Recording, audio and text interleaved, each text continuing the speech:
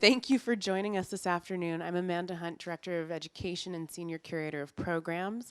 I am thrilled to have Diedrick Brackens with us here to participate in a longstanding program called Artists on Artists, in which artists give insight to other artists' practices, works on view, and this one felt just totally kismet and absolutely necessary to do in connection with pleasure, which is a really deep dive into the pattern and decoration movement curated by Anna Katz, who's here today, with the assistance of Rebecca Lowry, who was also here today, and to kind of share what you've gleaned from it in your own practice, certainly, but for those who are less familiar with Diedrick's work, he's an artist who combines weaving techniques to create intricate textile works that magnificently blend styles.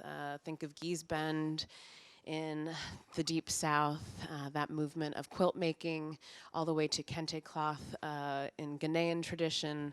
I mean, look at his shirt today. I'm sorry, I had to call you out for that. He lives it as well.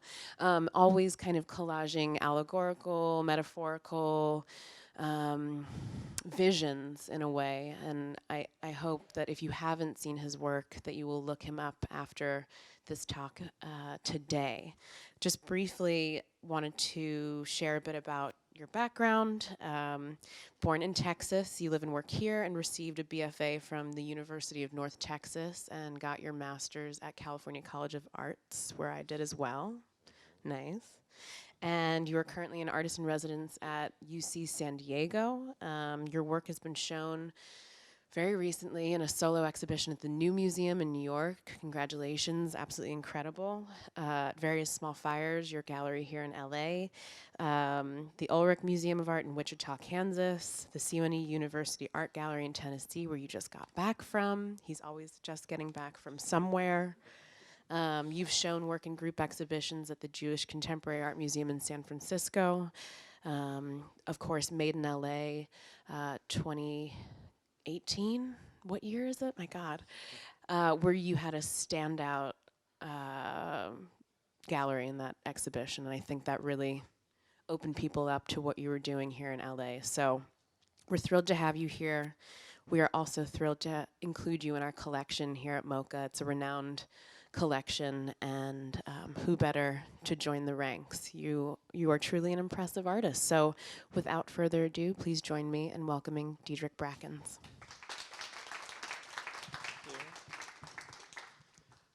Thank you for that introduction. Thank you for the invitation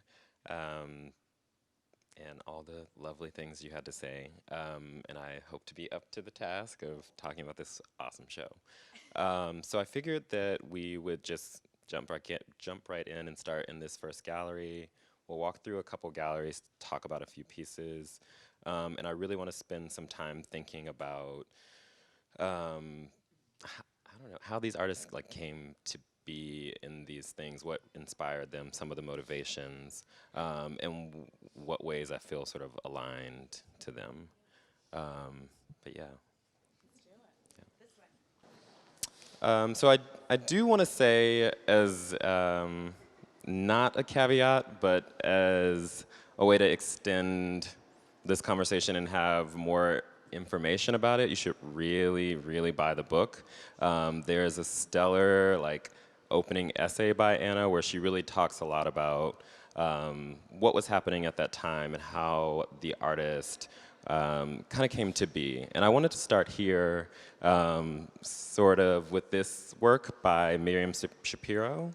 And for me, I mean, I think it is a good argument to make that Miriam Shapiro is kind of the founder of pattern and decoration. I don't think that she would say that, and I think that, rest in peace, that she came to art before, her rise to kind of being respected as an artist was well before she came to pattern and decoration. But she came to this form through feminism. Miriam Shapiro is second wave feminist and really worked with a group of folks who were thinking about how to bring these things that were traditionally women's work to bear, and thinking about how women might enter contemporary art and take up more space. And she refers to a lot of her works as femage, which is the portmanteau of female and collage. So if you look at the several works throughout the show of Miriam's, you'll find that in addition to paint, there are fabric elements and other kind of materials that invade the work. And she bought these sort of collage and quilterly impulses, took them away from the scale of sort of the domestic space and intimate to this kind of monumental scale that was indicative of art being made at the time. And refer to my notes. Yeah, the thing that I find interesting about Miriam Shapiro is her kind of intense interest in community. So the show Woman House that was installed at Cal Arts, sort of a part of LA art history and feminist art of the day, and has inspired so many artists, was a work that she collaborated on with folks like Judy Chicago and other names that we would kind of call. So her kind of contributions are really felt throughout this exhibition. And she also was friends with a lot of folks who we'll see in these other rooms. So I think I'm interested in the way that, like, most art movements, this show in some ways is a group of friends. But I think if we look at the works on the wall over here, both this Sam Gilliam work on the far wall and on the right, the Al Loving work, I would say that historically they are not sort of thought of as a part of this kind of the founders of this movement, but have been excellently redeemed or reclaimed, and also are injecting a different way of looking at the movement and thinking about the ways that the artists in it were reaching for decoration and thinking about the home and domesticity and how pattern could be used to invoke place, people, culture, and Al Loving in particular is sort of at this moment in time starting to think about how his paintings were not performing in ways that he wanted them to, and he was thinking that the form of sort of geometric abstraction was leaving out so much of his story. So that I'm interested in the ways that, like, pattern and decoration were allowing folks to voice and inject into art politics, to think about how purity, this idea that, like, art was this kind of closed box that was aesthetically motivated, could be sort of upended. So both artists there are anecdotes about them saying that these works were thinking about their families, thinking about the legacy of quilting. And I would say African American artists at the time were really bringing home and bringing quilts in particular into their work as inspiration. And I think even today there are countless artists of African descent who sort of speak to quilting as this kind of aesthetic that influences their work, including myself. So I was really interested in that. But again, I'm excited about the ways that this show is bringing these artists into this conversation of pattern and decoration, and exposing sort of the depth and breadth of their artistic practices and things that we don't normally get to see, and kind of exposing quite literally the fringes of some of their artistic practices, and the ways that they evolved or depart from sort of being in line with the movements of the day and the time. And I'm interested to think about the ways that decoration has this ability to specify. I think often that these things that we see as beautiful or empty of meaning actually sort of subvert that idea. We'll see as we go through. So I want to jump into the next room. So there are 3 shows that I would say really inspire a lot of the artists in this show. So there's the abstract design in American Quilt show that was at the Whitney in 1971. And then the following year, there was the African Textile and Decorative Art Show at MoMA, both in New York.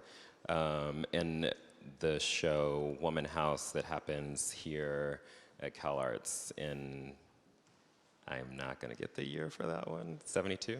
Yes. And I think it's interesting that then the show is framed from 72 as its sort of starting point. But a lot of the artists say like they have these sort of like aha moments where they're in these spaces, they see these shows, they participate in Woman House, and then the sort of explosion of cultural production happens after. So I'm interested in the way this kind of art history was starting to think about these things, to bring them in, thinking about the kind of hierarchies of art for the first time, that it's this moment where we say, well, let's have a show of quilts, let's have a show of textiles, bringing in these forms that had maybe before been considered as belonging in a different space and time, and how that immediately affects artists who are probably getting told to resist the decorative, to not work in these particular mediums and materials, and then to see them sort of at the center of the art world. So we can see this piece is a collaboration between Miriam Shapiro and Sherry Brody. And I guess I wanted to point to this to bring back the point that Miriam Shapiro was so much about working in tandem with other folks, the importance of collaboration in her work, and that after that moment there's this, Miriam Shapiro is about 20 years or more, in some cases, years senior to a lot of the artists that she was working and collaborating with. So I think it's so beautiful to see how much of a kind of sponge she was, and then starting to turn outward and bring other folks into this conversation. And then this just like exemplary Miriam Shapiro work here, again, thinking about quilting, collage, and really turning up this kind of maximalist approach to art, and thinking about using all these kind of traditionally gendered forms of art making, and again, bringing them to this kind of larger than they would have been presented scale. And then in the back of the room, we have Howardina Pindell work.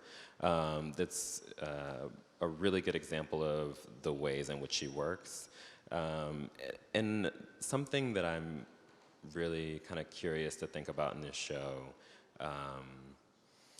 is the kind of echoes of other movements that were happening preceding these works and alongside. So there are ways that I think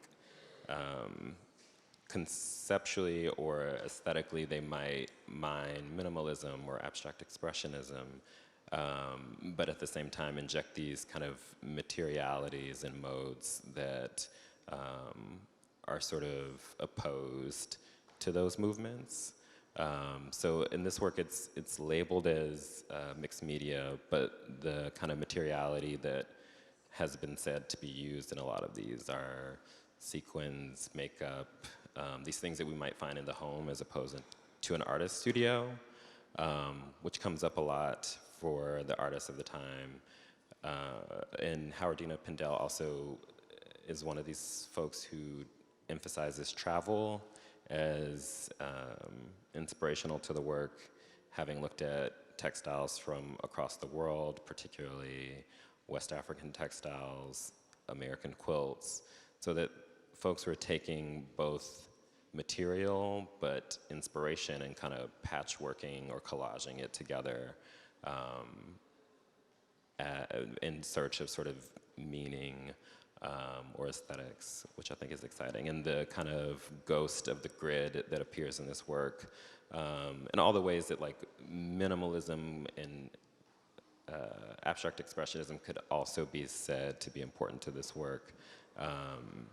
And for her to be a Black woman using these forms that were so specifically and intentionally coded white really opens up the ways that they were also looking at these same sort of inspirational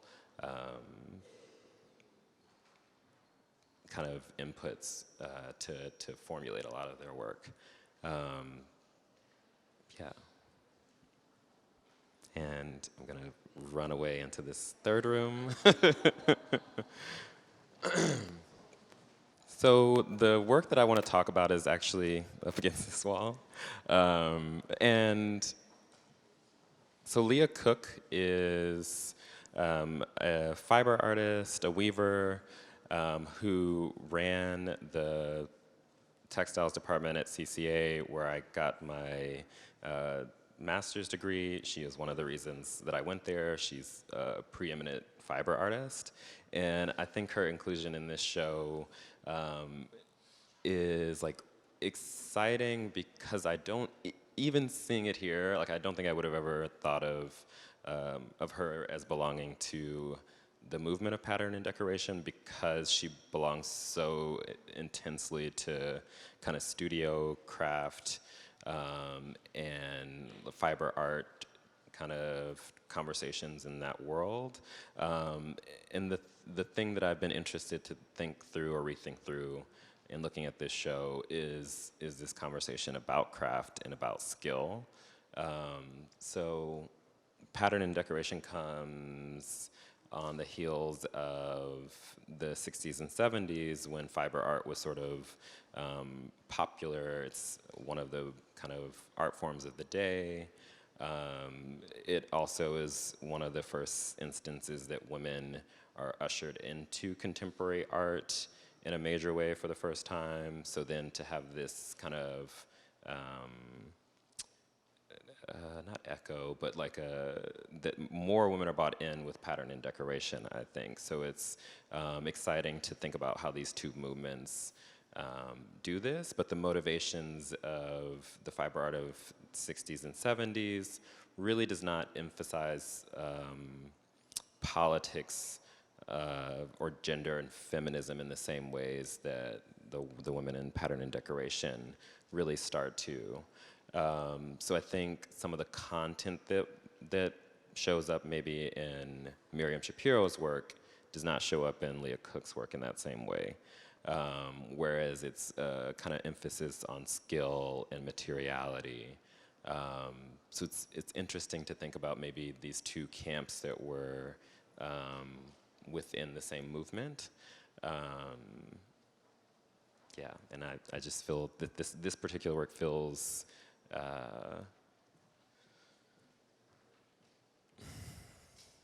sorry, I'm like wrestling with something that I can't quite put my finger on because of it being a mentor, and I'm like, what if she hears I was talking about her work? But I think that that we'll see again in a few works in the show, this kind of, something happens around the ideas of skill and material in this work and a few others that I think aren't necessarily the main ethos of pattern and decoration as much as it is about materiality in decoration. And this does something sort of different. It sits in a strange space when we think about those tenets. Yeah, yes, Leah Cook, she's great.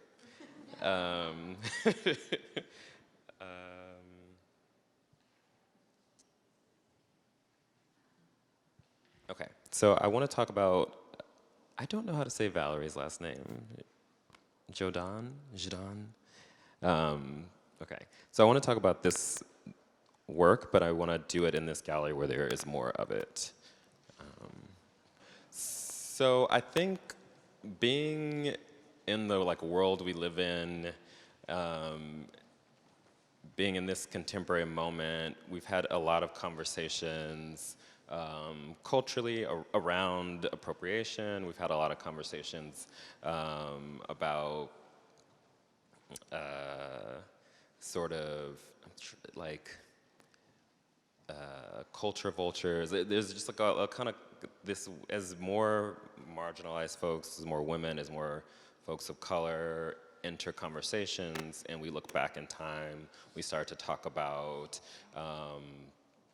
a little bit of what happens in this show.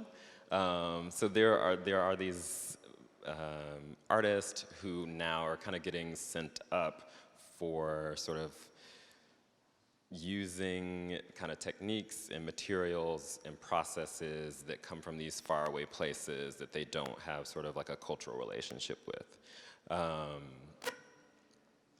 And I think this room is a good space to talk about that or like look at that. Like we can see that there's a lot of these influences from Islamic art and architecture, and we'll like see as we walk through things that kind of come from these Eastern influences, whereas in not all cases, but most cases, I think it's fair to say that the artists who are making the work don't have sort of connections to those histories and legacies.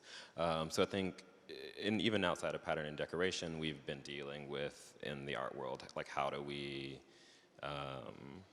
reckon with that? And so I think it's interesting to think about what does it mean when a white woman from Mississippi makes work that sort of engages with like a form that is also tied to a group of people, a religion, and geography that is worlds away. I don't have the answer to that, or if I do, I'm not willing to like broach it further than that. But I think it is something that gets talked a lot about when thinking about pattern and decoration or studio craft, that these folks sort of travel throughout the world and then bring these forms back into their studios. And so it's kind of this tightrope of bringing more marginalized folks into the art world, but at what cost, I think is a sort of a question that I find myself asking. Yeah. Okay. That's it on that. And I want to walk into one more room, so we'll pass through 2 rooms to get there. So this is work by Amos, and I have seen Emma Amos's work before, but I not until this show, or this year, I should say, had I ever known about this work. And I'd known that she worked in textiles, but not with hand weaving. Like I think I've just learned so much more about her work, her motivations, the kind of breadth of it, and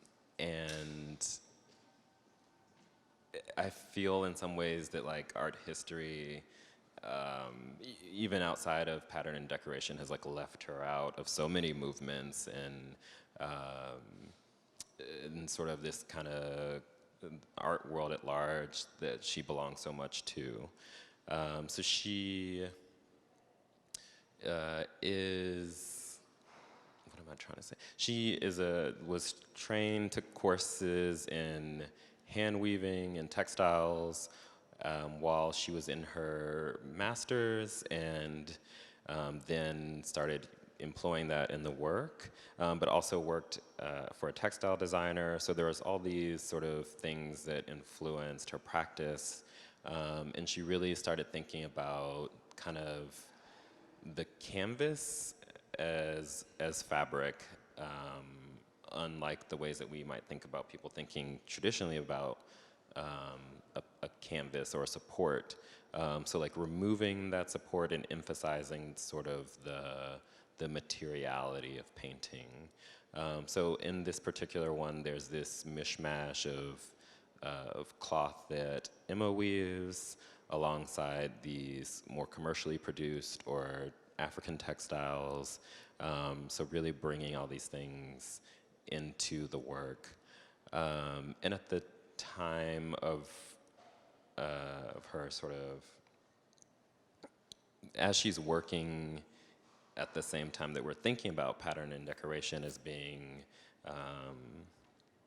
the movement or a movement, she's not really included or embraced within that history, but shows the work often in shows of African American artists. And I think even in that moment, I wouldn't say that she was kind of a central or a key figure. And it's interesting to think about the ways that kind of race and gender collide in her case, and how a lot of those things probably move to her exclusion.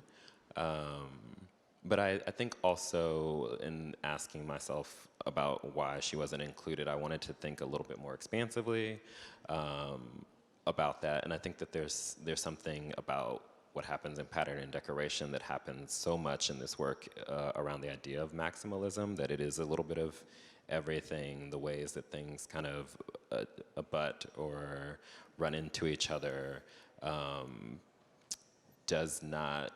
it's not seamless, it's messy. There are these kind of complications that arise. And in this particular series of works, this thing that she thinks about that I think is so beautifully shown here is in these kind of athlete figures, thinking about kind of these spaces where Black folks are showing up at this particular time, where they are succeeding in these ideas of athleticism and surpassing what is expected of them. I think she's really thinking a lot about politics of the day, but it gets sort of, her approach is quite nuanced in the ways that she kind of codifies things. So I think that there are ways that like a kind of casual viewer could get lost in the kind of the decorative, right? The decorative impulses that show up here sort of hide beneath them their politics. I cannot get enough of this work. On its conceptual level, but its material level, the materials about them are so seductive, and I think quickly as the pattern and decoration movement sort of wanes, and then the 90s arrive, the concerns and the ways that they're expressed in art become a lot more explicit in one's face, that I think that there isn't much room for Emma Amos in a kind of commercial sense, in the ways that things had moved. We're in this place where now, like decades pass before she's bought back in. But I think it's exciting to think about, to see this work for the first time and revisit it and bring it back into kind of a art historical space, that it does get due attention and is canonized, and for that I'm so excited. But yeah, that's all I have to say. Oh no, I'm sorry, I have two more things to say. I'm ending my own talk early. I want to talk about these two works, the Diane Itter and the Faith Ringgold works on this wall. So again, there's this kind of thing that happens, I'm a little close to that, in Faith's work, that we were talking about in the first room around African American artists, particularly in this case women, borrowing from quilting traditions. And it's this kind of jamming in these works of faiths where we start to think about community and kinship in the ways that she's making these works with her mother. She's leveraging kind of quilting traditions, but abstract painting, geometric abstractions, sort of use of the forms that belong so specifically to quilting, and kind of pointing that out. But also, she says that she's borrowing from these Eastern traditions. So again, these kind of questions around appropriation start to come up.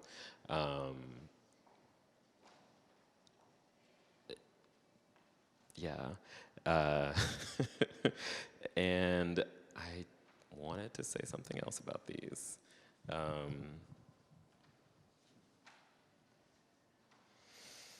Okay, it might come back to me, but I want to talk about these Diane Itter works specifically because I think within any movement that they might be attributed to, whether that's pattern and decoration or fiber art, and thinking about a lot of art that's made even today, they really so beautifully think about sort of throwing bigness out of the window, like, and bigness for the sake of bigness, and that they're so intensely small, and specifically start to think about the importance of skill.